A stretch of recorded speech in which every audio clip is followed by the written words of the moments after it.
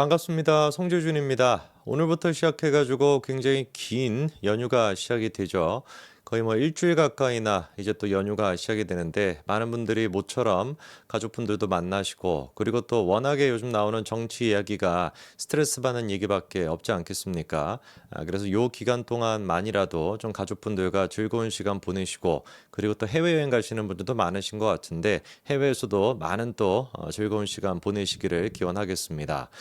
그럼에도 불구하고 뭐 저 같은 경우는 뭐 일상이 매일같이 여러분들한테 어떤 사안들이 지금 발생하고 있고 대한민국에 뭐가 지금 비정상인지 이거를 말씀드리는 게 제 의무 아니겠습니까? 저 같은 경우는 뭐 연휴도 없이 이렇게 뭐 보내고 있는데 그래도 여러분들이 영상을 또 많이 시청해 주시고 그리고 또 구독까지 해주신다면 뭐 그걸로 저는 충분히 족합니다. 몇 번이나 제가 말씀을 드렸던 것처럼 지금 이제 윤석열 대통령의 탄핵 정국에서 공수처에 대해서 비판하는 거, 사법부나 그리고 또 헌재나 이런 어떤 그 법률적인 기관들에 대해서 우리가 비판한다라는 것 자체가 정치적인 목적에 하나는 게 아니에요. 그러니까 무슨 말이냐면 정치적으로 우리가 편향돼 있다 보니까 뭐 이 사람들의 행동을 다 이상하게 본다 이런 게 아닙니다. 이거는 철저하게 법리적으로 따져 보더라도 공수처가 하고 있는 일, 그리고 또 체포영장이나 구속영장을 발부했던 일, 그리고 또 헌재가 지금 재판을 진행하고 있는 일, 이 모든 것들이 비판의 대상이 되기 때문에 제가 비판을 드리는 거거든요. 실제로 지금 그래서 제 얘기를 뒷받침할 수 있는 많은 이야기들이 법률 전문가들 그리고 또 일선 판사들까지도 양심 고백이 나오고 있는 상태입니다. 이번에 그리고 법원에서 아예 그냥 검찰의 수사 자체를 제동을 걸었다. 사실상 윤석열 대통령을 지금 석방시켜야 되는 거 아니냐. 뭐 이런 이야기까지도 여당 쪽에서 나오고 있습니다. 아마 이 기사는 많이 보셨을 것 같아요. 검찰 쪽에서 윤석열 대통령에 대한 구속기한 연장 신청을 냈는데 그거를 법원이 이번에 기각했다라는 거 아니겠습니까? 이게 일단 어떤 의미가 있는지 그리고 또 왜 어떤 의미가 있다 보니까 국민의힘 쪽에서는 윤석열 대통령을 석방해야 된다라는 얘기까지 나오는지 제가 좀 정리를 해드리도록 하겠습니다. 우선 일단 앞선 24일 밤 10시쯤이었습니다. 그때 이제 그 서울중앙지법에서 어떤 결정을 내렸냐. 윤석열 대통령의 구속기한을 다음 달 6일까지 연장해 달라라고 검찰에서 이제 그 요청을 했는데 그거를 받아들여 주지 않은 거예요. 기각을 해버렸던 겁니다.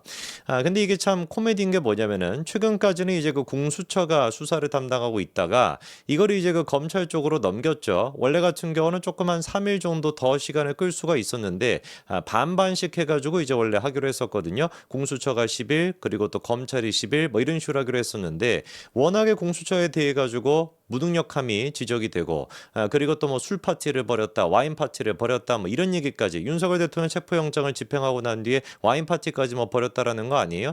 이런 얘기가 나오면서 공수처가 도저히 막 버틸 수가 없어가지고 한 2, 3일 정도를 남겨놓고 검찰에 넘겼습니다. 이것도 코미디인 게 뭐냐면요.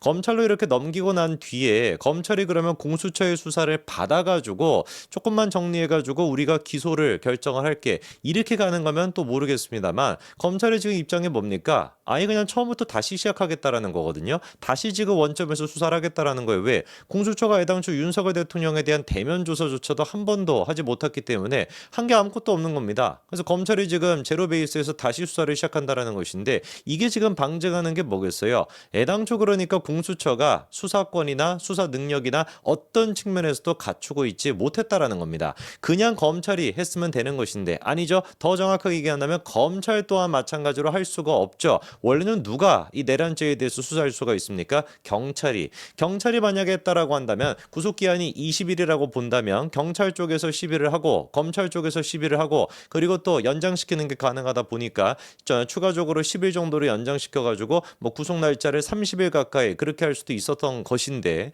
애당초 이거를 무리해가지고 공수처가 지들이 수사하겠다라고 까불었다가 이게 지금 최장 연장이 된다라고 해봤자 20일밖에 안 되는 그런 상태입니다. 그러니까 뭐 수사 과정부터 시작해서 이 기소하는 과정까지 다 지금 엉망진창인 거죠. 자, 그럼 우리가 따져봐야 되는 게 법원이 어떤 근거를 가지고 검찰의 이러한 구속영장을 그 연장시키는 것을 기각시켰을까? 법원의 입장을 좀 보니까 이렇게 얘기를 합니다.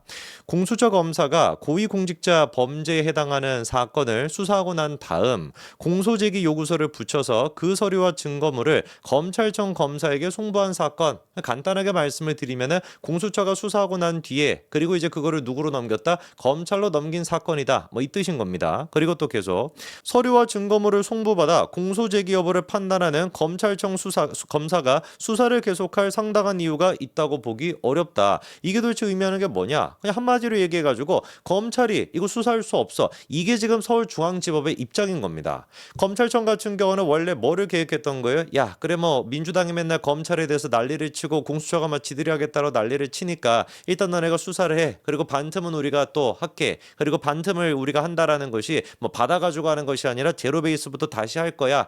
그러니까 이제 뭐 나중에 우리가 기소까지 그냥 다 끝낼게. 이게 원래 검찰의 계획이었던 것인데 법원이 지금 중앙지법이 하는 얘기는 뭡니까? 야, 검찰 너네 무슨 소리 하는 거냐? 너네들이 사건을 이첩받았다라 그래가지고 이 사건에 대해 수사할 수 있는 권한이 있는 게 아니야. 공수처법에 따르면 수사와 기소 이 두 가지 분리하고 있는 거 너네 알고 있지? 수사는 만약에 공수처가 했다라고 한다면 검찰은 그냥 뭐만 하면 되는 것이다. 그 수사에 맞춰가지고 기소 여부만 결정하면 되는 것이지. 너네들이 뭐라고 수사권도 없고 수사에 대한 어떤 그런 것도 없는데 뭐라고 이거를 갖다 연장시켜가지고 제로 베이스에서 다시 수사를 하겠다라는 거야? 그거나 인정할 수 없어. 이렇게 지금 법원이 판단을 내린 겁니다. 검찰 입장에서는 지금 망한 상태인 거죠. 왜냐면은 공수처가 수사를 잘 해왔다. 증거를 갖다가 잘 확보했다라고 한다면 검찰이 다시 처음부터 수사하겠다. 이런 생각을 할 필요가 있겠습니까? 없잖아요. 공수처가 수사를 제대로 못하고 윤석열 대통령에 대한 대면 조사조차도 한 번도 못했습니다. 그러다 보니까 사실상 수사가 아무것도 안 돼 있는 거예요.